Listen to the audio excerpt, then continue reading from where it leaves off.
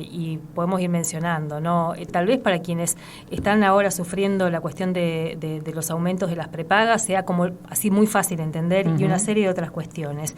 Pero también cuando hablamos, y nosotras vivimos en zona de frontera, lo que implica la ley de tierras, en nuestros territorios viven comunidades mbugá guaraní que están hace años discutiendo y peleando la restitución de sus territorios.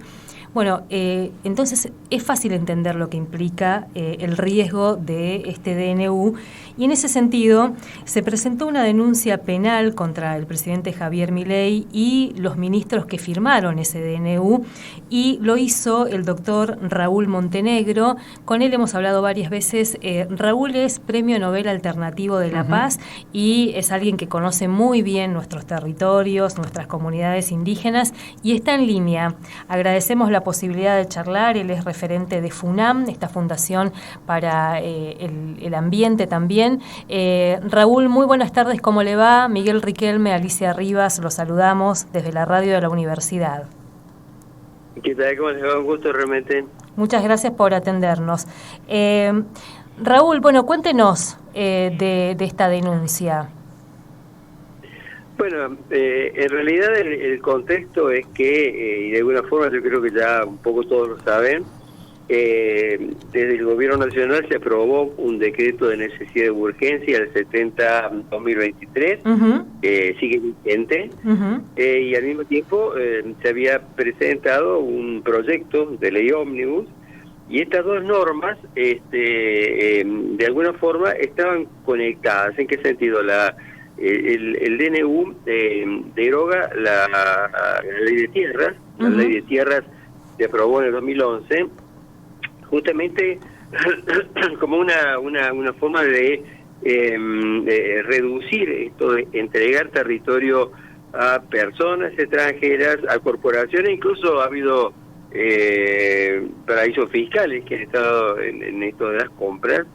Entonces en su momento entra en vigencia, y limita hasta el 15% todo el territorio lo que se puede vender. Si bien es cierto que mediante un decreto Mauricio Macri en algún momento disminuyó un poco la efectividad de esta norma, pero siguió teniendo ese 15%.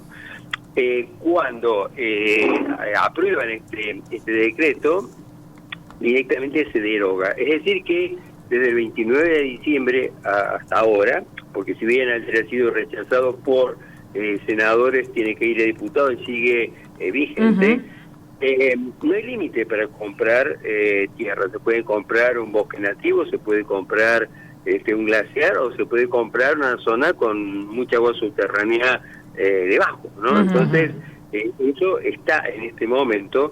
Y en realidad, el proyecto original, que era para mí muy perverso, era no solamente habilitar a que cualquiera pueda comprar tierras sin límite, sino que además la por ahora caída, el proyecto de ley ómnibus desactivaba partes claves de la legislación ambiental, por ejemplo, de la ley de bosques, de la ley de glaciares y de la que tiene que ver con incendios. Entonces, no solamente permitía que pudieran comprar tierras, sino que a su vez quedaba un país con muchos menos controles, en donde prohibiciones que había iban a dejar de estar, y ni qué hablar de este desmantelamiento del Estado, en donde implica que va a haber menos control. Yo creo que ese era el esquema original.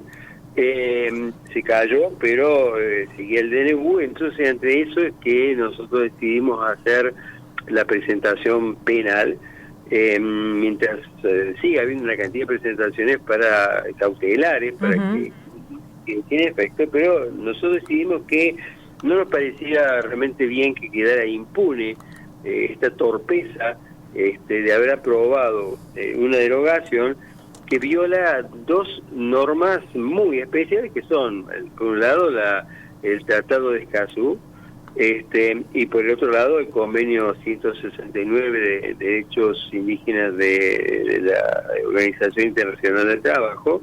Y bueno, en ese marco hicimos la presentación penal en la Fiscalía de turno de la Justicia Federal. ¿Qué tal, doctor? ¿Cómo le va? Miguel Riquelme lo saluda. La primera cuestión que quería consultarle tiene que ver con, bueno, varios ya han dicho que había operadores que ya estaban empezando a hacer ofrecimientos en todo el mundo ante la posibilidad de poder, de que los habilitaba este decreto. ¿Ustedes detectaron eso? Es que yo creo que eso comenzó a pasar directamente al día siguiente mismo de que fue derogada la ley. En primer lugar, porque las corporaciones inmobiliarias empezaron a ofrecer, sin contar los intereses de afuera hacia adentro, o sea, aquellos que quieren comprar tierras. Recordemos que en Argentina, y esto es algo que ha venido pasando, hay propietarios extranjeros, como el caso del grupo Benetton, que tiene más de 600.000 hectáreas, ¿no? A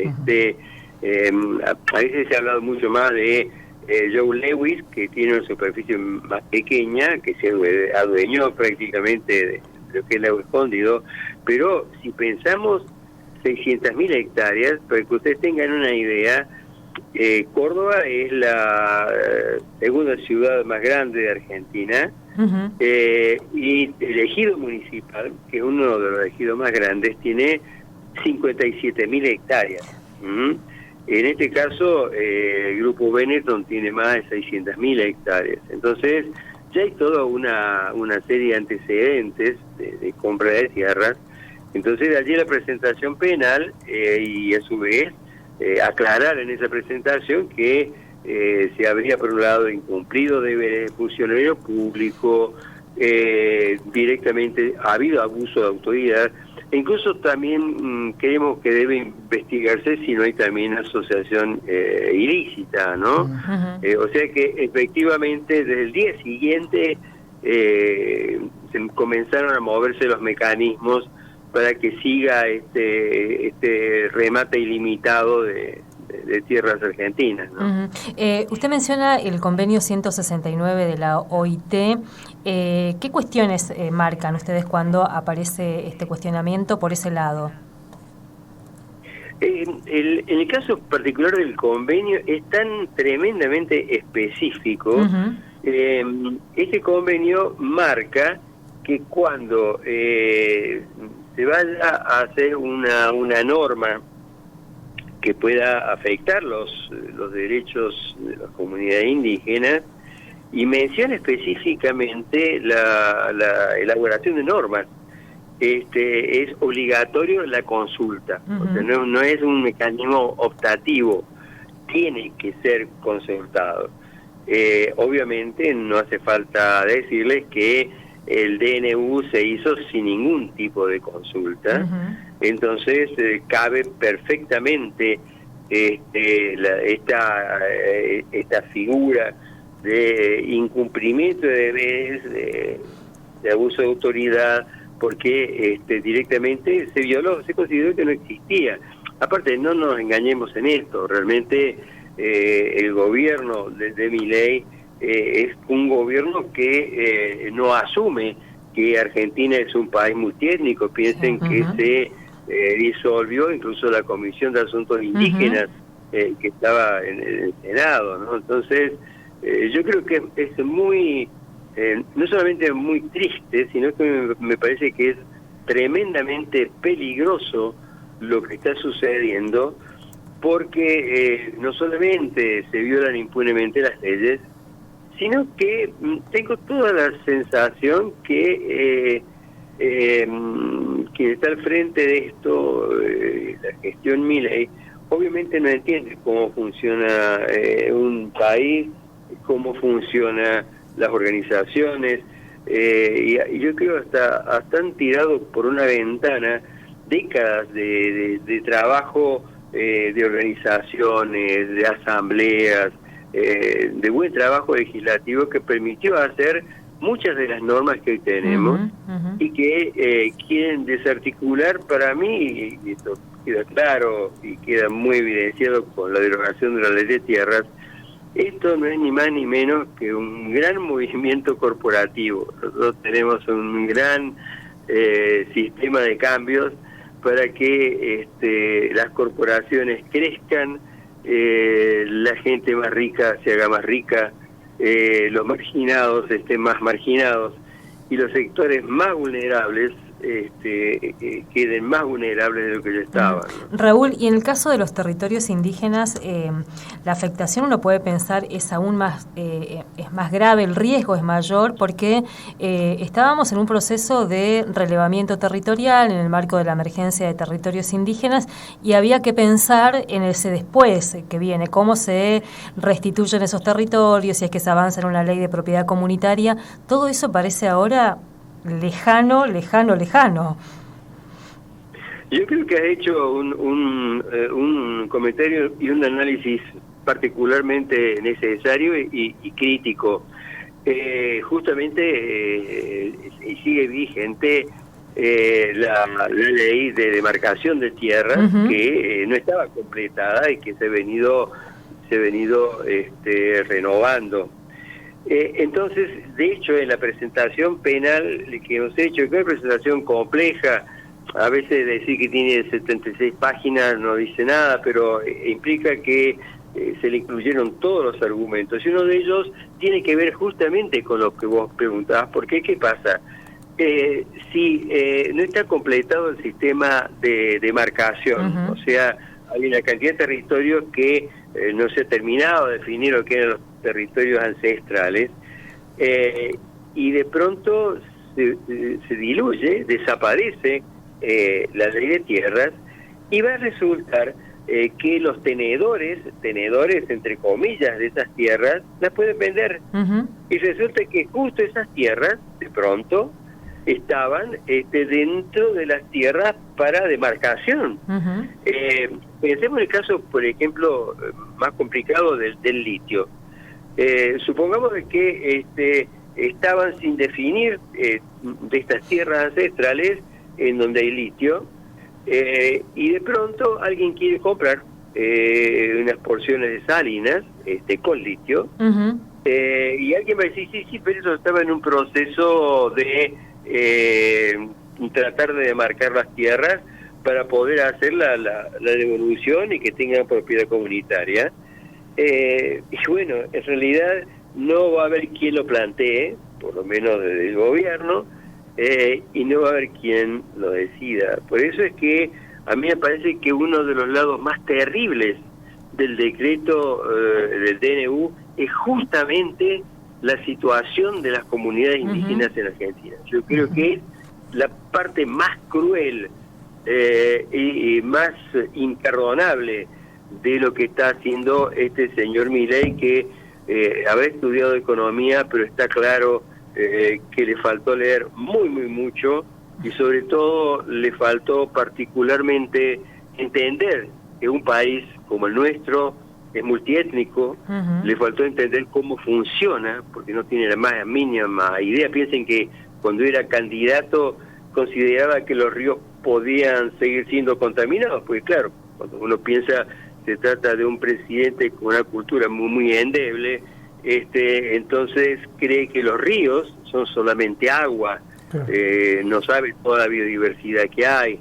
Entonces yo creo que este DNU realmente para las comunidades indígenas representa un golpe y una falta de respeto absolutamente intolerable, ¿no?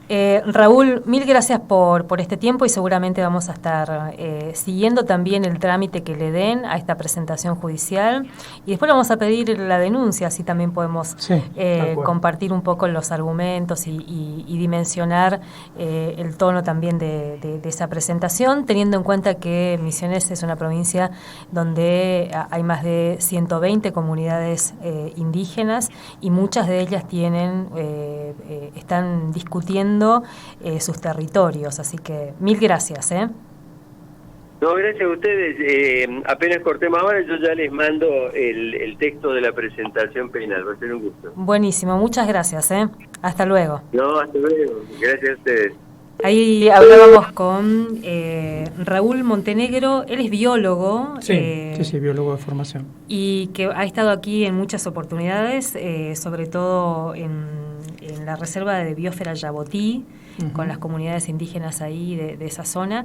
Y esto que me parece que no es menor este planteo que hace en relación a la situación de los territorios indígenas, porque de hecho todo el discurso del gobierno nacional es un discurso altamente negacionista de la existencia de pueblos indígenas en nuestro país, ni que hablar de la preexistencia étnica, que hay que decirlo, está en la Constitución Nacional. Tal cual. Incorporada en la... Por esto y por muchas otras cosas, este DNU es inconstitucional, como se dijo cientos de veces ayer en el debate. Totalmente. Y para hilar ahí nada más... hace un par de semanas hubo una presentación aquí en la provincia de Misiones de parte de ENDEPA y EMIPA, el Equipo Nacional de Pastoral Aborigen, y el Misiones de Pastoral Aborigen, pidiendo que se vuelva a tratar la famosa Ley 4000. Ustedes se acuerdan que era una ley que había aprobado la legislatura provincial, que obligaba al gobierno de la provincia de Misiones a convocar a un plebiscito para incorporar en nuestra constitución provincial el reconocimiento de la preexistencia étnica de las comunidades guaraníes o las comunidades indígenas en nuestra provincia. Nunca se convocó al plebiscito. Y cuando se generó el famoso digesto, eliminaron esa ley. Desapareció. ¿Y cuál fue el argumento? Dijeron, el texto de la ley decía que había que llamar a un plebiscito inmediatamente en la elección siguiente. Lo tenía que hacer el gobierno de Clos. Claro. Como no hizo Clos eso, fin de la ley. La siguiente que era Clos... ¿Cuál fue? Yo me acuerdo de la argumentación del por qué, y usaron un tecnicismo. Yo no sé si... No puedo acordar ahora, porque eso de no tener formación en Derecho no te ayuda en algunas ocasiones. No, y dijeron esto más o menos, o sea... Claro, pero ahí viste que hay un tecnicismo sí, como que es absurdo, una cosa así, no recuerdo. Sí, tiene un... Tiene un nombre. Claro, como que estaba abstracto eso. Abstracto, exactamente, estaba en abstracto. Porque claro, la elección siguiente no convocó Clos y después no se avanzó. Pero hubo una presentación que lo siguió muy de cerca, también alguien muy cercano a la radio que falleció hace poco, que es el doctor Rodolfo Aníbal Panza. Él hizo la presentación y durante mucho tiempo siguió insistiendo por la vía judicial para que se vuelva a convocar a este plebiscito, porque el plebiscito nunca se hizo, o sea que no puede decir que ya la ley está abstracta porque no se llamó. Y además porque es necesario que nuestra Constitución provincial se adecue también a lo que dice la Constitución Nacional en ese sentido. Pero y decía esto porque hubo una presentación de ENDEPA y EMIPA al gobierno de la provincia en ese sentido, para reiterar que la ley 4000 es una ley que tiene que ser cumplida. Está bien, yo quería aportarte a esto dos datos laterales y unir las dos entrevistas que hemos hecho. Que en un momento de la entrevista de Martín Gerling, cuando él hace el momento bajador de línea de la nota, ¿no?, sobre el final, entonces hablando de lo que no hizo el gobierno anterior, lo que este gobierno propone en el DNU, vos le preguntabas sobre la situación de Misiones y él habló del turismo. No es un comentario al pasar, porque cuando esta gestión habla de turismo, lo dice en función de las tierras disponibles porque entre otros temas que el DNU tenía, ya no sé la versión que ahora circula, si los tiene o no, habilitaba la posibilidad de instalar empresas prestadoras de servicios de turismo en forma importante, por ejemplo en los parques nacionales y en las áreas reservadas. El DNU que circula es el DNU que mandaron. Ese es el texto, porque no hay modificaciones en el DNU. Bien. Se aprueba todo o se rechaza todo. Bien. Lo que sí hay modificaciones fue en la ley, en el proyecto de ley ómnibus, que ahora está circulando una nueva versión. En el DNU se hablaba de eso. Y recuerden ustedes que, por ejemplo, en el caso de la provincia de Misiones, si uno quiere entrar en una zona que está protegida, pues no lo puede hacer.